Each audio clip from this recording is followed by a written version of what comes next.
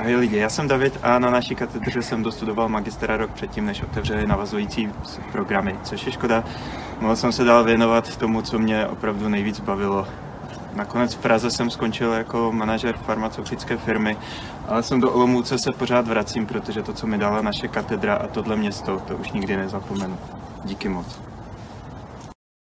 Zdravím vás, já jsem Martin Laštůvka, už skoro 7 let jsem redaktorem zpravodajství České televize v Olomouckém kraji. Tuhle práci jsem začal dělat ještě při studiu na naší katedře, kdy jsem studoval mediální studia, ještě předtím žurnalistiku a bohemistiku.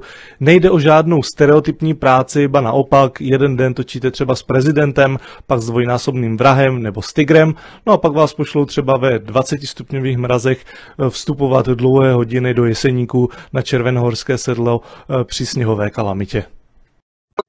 Ahoj, já jsem Nikola Tenebová a v České televizi dělám 4 roky. Nejdřív v zahraniční redakci, teď v redakci vědy. Díky naší fakultě jsem si už na škole vyzkoušela, co to znamená dělat v psaných médiích nebo třeba pracovat v rádiu.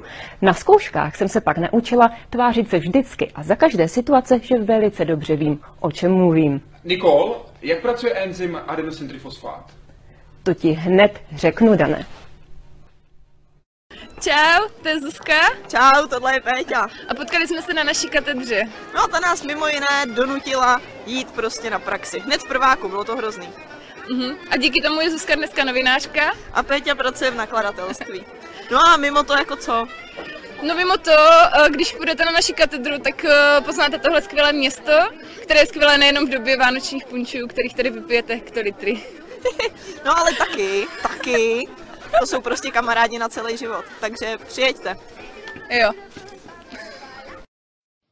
Ahoj, já vás zdravím z Rádia Hana, nejposlouchanějšího regionálního rádia v Olomouckém kraji. Jmenuji se Tomáš Gottwald a tenhle pozdrav je pro vás k tomu, abych vás motivoval ke studiu na katedře žurnalistiky na Univerzitě Palackého v Olomouci. Já jsem absolventem tohoto studia, vystudoval jsem bakaláře žurnalistiky a taky mediální studia, a to jako magisterský obor.